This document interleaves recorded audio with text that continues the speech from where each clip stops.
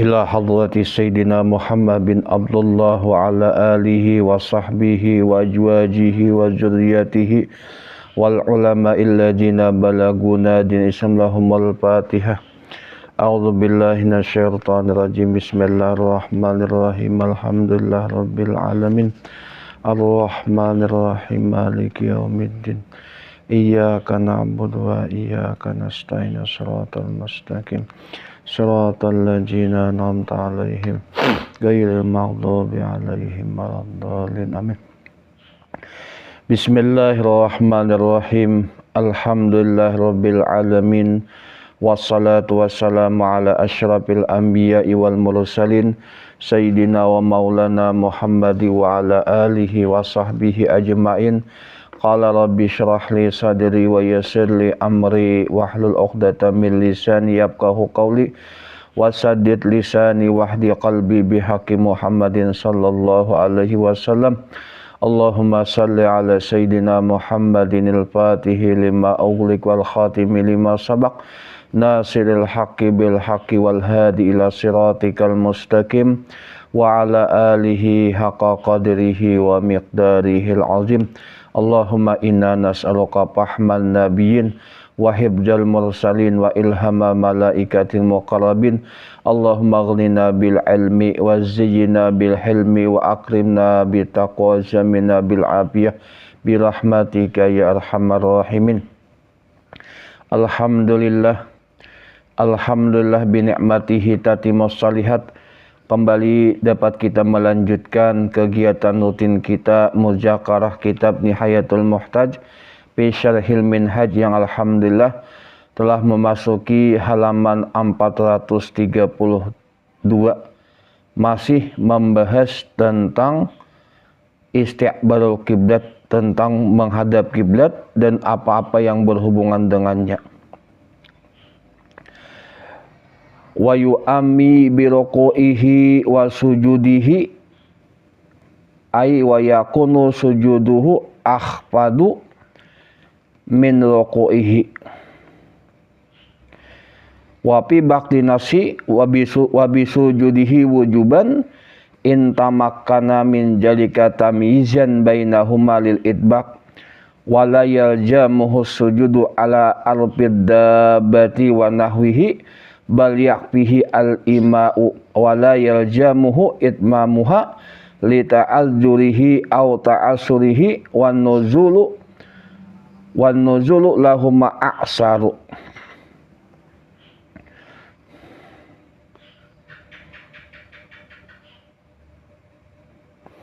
Wa yu'ammi dan memberikan isyarat oleh orang nang simbahyang sunat di kendaraan deman dulu di unta atau di kuda, sekarang di mobil atau di kendaraan atau di motor.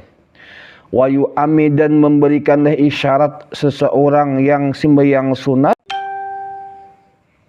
yang menggunakan kendaraan baik kendaraan zaman dulu atau kendaraan sekarang birokoihi wa sujudihi pada ketika rokok dan sujudnya. Ay wa yakunu sujuduhu adalah sujudnya akhfadu ini lebih rendah daripada rokoknya. Wa fi ba'di nusilih wa bisujudi wujuban dan wajib ketika sujudnya lebih rendah daripada rokok.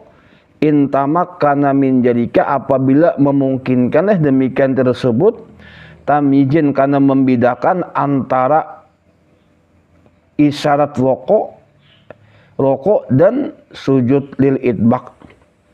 Nah berarti setelah kita anggaplah perjalanan kita mulai berabai ke kandangan atau ke muntai atau nang pendek kau mangke, ini ketika kita sembahyang sunat safar, ketika sujudnya ini dengan isyarat dengan menundukkan sedikit ketika rokok, dan ketika sujud lebih rendah daripada rokok sedikit lagi dengan isyarat. Berarti ini kemudahan yang syariah, yang kemudahan yang syariat buatlah kepada kita untuk kawa istiqamah dan beramal. Kawa kita sembahyang duha di perjalanan leh. Kalau waktu qabliyah, ba'diyah kawa kita mengerjakannya.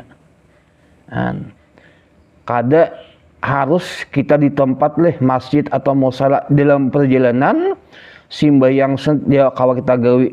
Nah, apabila leh tadi dalam bakandaraan leh rokok dengan isyarat, sujud dengan isyarat juga, tapi rokok tuh lebih rendah daripada sujud. Wala yaljamuhu sujudu ala arfid dabah wa nawihi bal yakfihi al ima wala yaljamuhu itmamuha. Kemudian tidaklah wajib akan orang yang sembahyang sunat di perjalanan tidak wajib baginya akan sujud uli sujud atas punggung kendaraan atau seumpamanya atau disebut mobil Nah, kalau bermotor di muka nih ada disebut nang di muka nang rata sedikit nah. Atau kada wajib juga. Hanya nang wajibnya mengisyaratkan Tapi baliapi tapi kewajibannya cukup dengan isyarat. Dengan isyarat menunduk dan kada wajib akan dia orang tersebut menyempurnakannya sujud rukuk karena ujur atau sulit sedangkan berlimbah daripada kandan itu lebih sulit.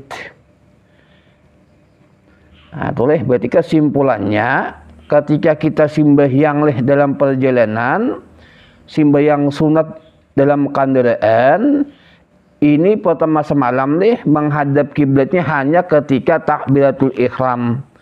Kemudian setelah menghadap kiblatnya selain pada itu menghadap arah perjalanan. Tapi ketika rokok dan sujud ini harus hanya wajib dengan isyarat menunduk sedikit.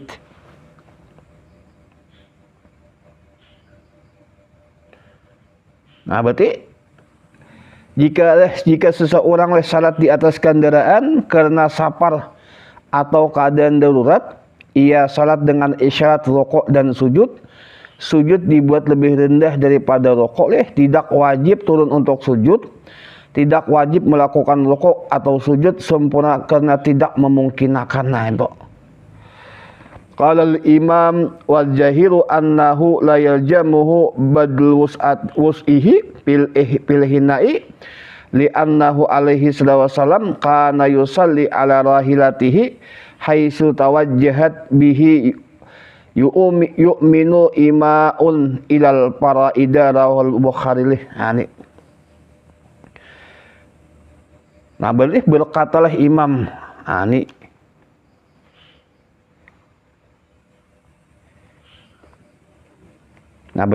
Imam Husain atau Qadi Husain wajahir nang kau nang jahir seseorang tersebut tidak wajib akan dia ini baju usih menyungguhi kemampuannya ketika rukuk berkendaraan. Ketika tiba kendaraan ini tidak disyaratkan orang ini untuk membongkok saat rukuk dan sujud. Seseorang yang salat di atas kendaraan tidak wajib memaksakan diri untuk membongkok dengan sangat membongkok sangat dalam. Ia cukup membungkuk sekadar isyarat karena kondisi di kendaraan memang terbatas. Ilatnya dalilnya li annahu alaihi wasallam kana yusalli ala rahalatihi ada Nabi sallallahu alaihi wasallam dahulu sidin pernah sembahyang di atas hewan tunggangan beliau berarti kendaraan seperti unta pada zaman Nabi sallallahu alaihi wasallam. Hadis ini menunjukkan dasar hukum dari perbuatan Nabi. Haitsu tawajjahat bihi kemanapun kendaraan tersebut mengarah teman kiblatnya. Untuk salat sunat Nabi SAW tidak mewajibkan menghadap kiblat sepanjang salat beliau mengikuti arah gerak kendaraannya hajaan. Yu'mi ima'an beliau Nabi memberikan isyarat saja dalam rukuk dan sujud. Nabi tidak rukuk dan sujud sempurna di atas kendaraan tapi cukup isyarat membongkok. ilal faraidanah bayangkanlah sembahyang nang fardu. Salat wajib tidak dilakukan, salat wajib tidak dilakukan di atas kendaraan kecuali dalam kondisi darurat. Biasanya harus turun dan salat menghadap kiblat. Nah, berarti kalau masalah sembahyang fardu di kendaraan harus turun dulu. Nah, tapi hanya rukhsah ketika bertunggangan haja. Nah, rawahul Bukhari. Nah, berarti orang yang salat di atas kendaraan ini tidak wajib membungkuk semaksimal mungkin. Cukup isyarat saja sesuai kemampuan. Dalilnya Bang, Nabi SAW salat sunat di atas tunggangan hanya dengan isyarat mengikuti kemana arah tunggangan berjalan. Inilah berlaku kecuali salat wajib yang biasanya harus dikerjakan turun dari kendaraan. Wafi hadis Tirmidzi bi salatihi sallallahu alaihi wasallam ala rahilatihi bil imai yaj'alu sujudu akhpada minar ruku'ih lah sama hadis. Berarti ketika rukuk ini lebih rendah sedikit, ketika sujud lebih rendah lagi.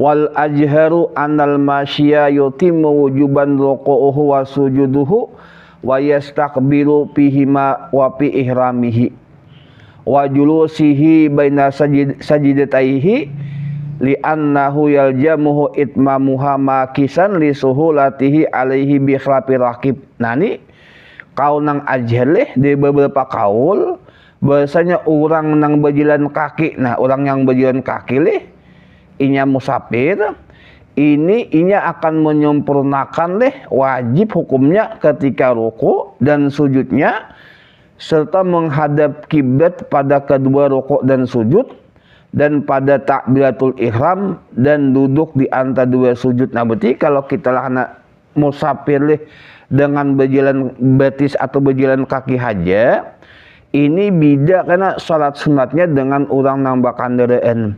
Kalau berjalan kaki, inilah ketika, karena wajib ketika inya takbiratul ihram wajib menghadap kiblat. Adapun waktu membaca Fatihah boleh kemana arah perjalanan. Tapi ketika rukuk dan sujud, ini inya wajib menghadap kiblat. Nah, rukuknya dengan sempurna, sujudnya dengan sempurna, bahkan wajib menghadap kiblat Dan ketika duduk di antara dua sujud wajib juga menghadap kiblat. Alasannya Pang? Karena ini wajib baginya menyempurnakan tadi nang menyempurnakan rukuk, sujud sambil menghadap kiblat. Makisan ini begana dulu, berhenti pada berjalan. Alasannya Pang? Ilatnya mengapa beda dengan si pengendara?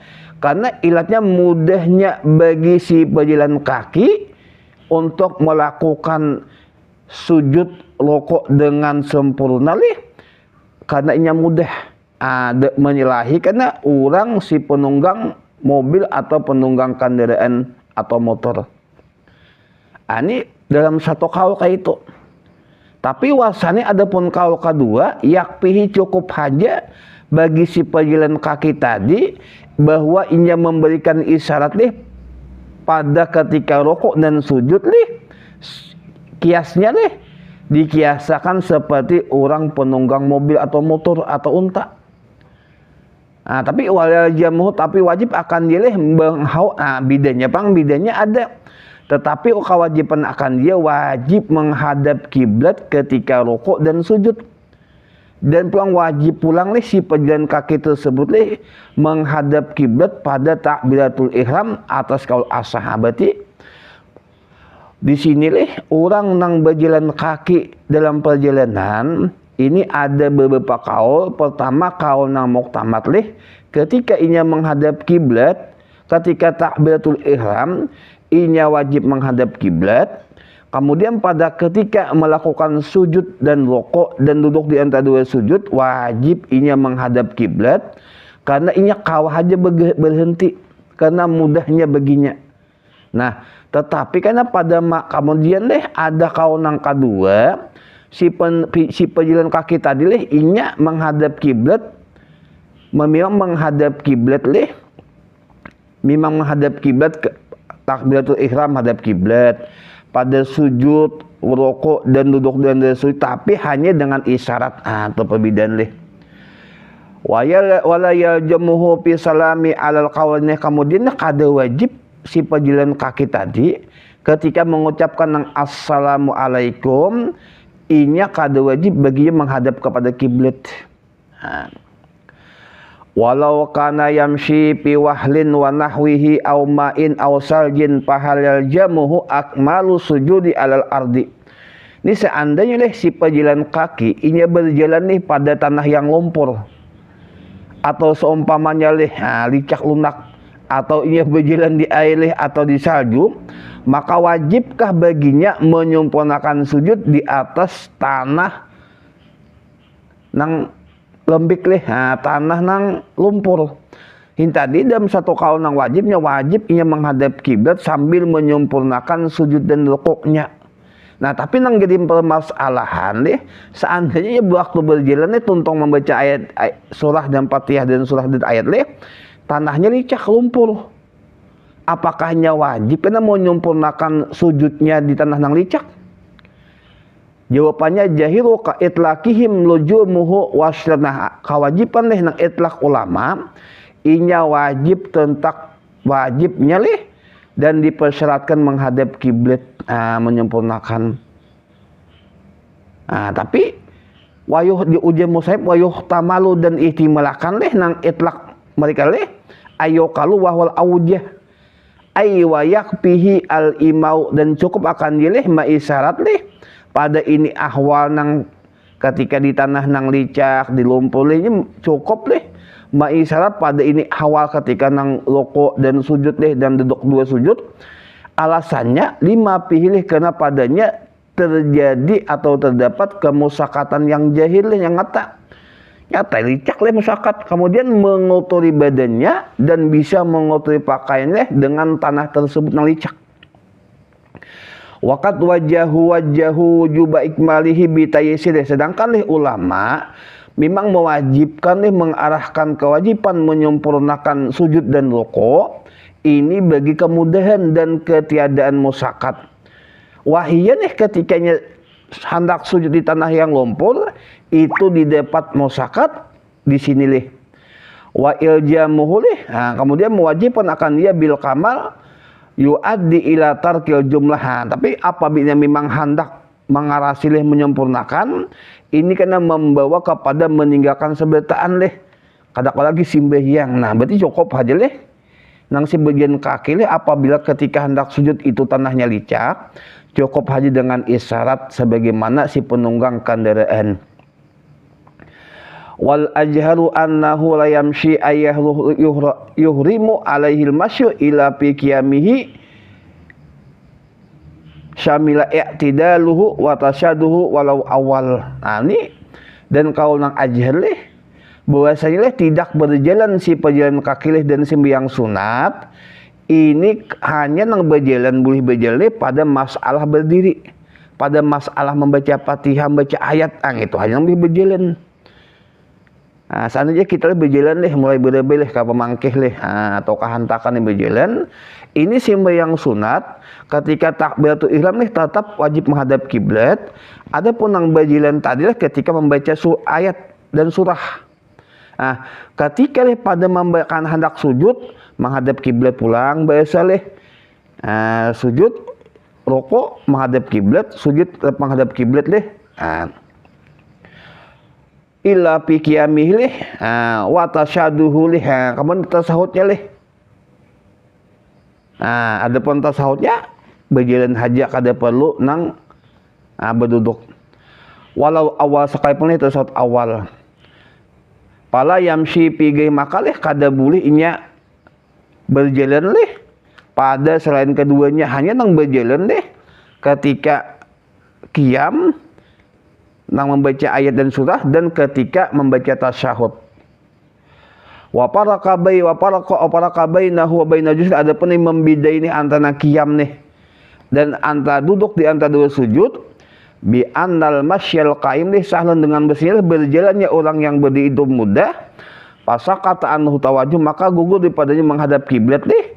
Liyamshi fihi syai'an leh, supaya berjalan padanya akan sesuatu leh daripada perjalanannya. Qadar mayat leh, akan kadar yang akan datang dengan zikir yang disunatkan leh. Wa masyul jalis, adapun leh berjalan orang menduduk nih. La yumkinu ila bil qiyam, tidak mungkin leh mainkan dengan berdiri. Wa huwa ghairu jaiz, sedangkan untuk tidak boleh. Palajimah tawajuh, maka wajib akan jilih tetap menghadap kiblat. Nah, berarti kesimpulannya ulang nang simbah yang berjalan ini ketika menghadap kiblat takbiratul ihram menghadap kiblat, kemudian membaca nang doa iftitah berjalan membaca Fatihah berjalan, membaca surah berjalan, ketika hendak rukuk ini menghadap kiblat. Kemudian berdiri sujud menghadap kiblat, duduk di antara dua sujud tetap menghadap kiblat dengan sempurna. Kemudian kaitu pulang naik, kemudian nang rakaat keempat, rakaat kedua imbah nang duduk di antara dua sujud rukuk sujud, tasahudnya nyabuh berjalan pulang, salamnya sambil berjalan.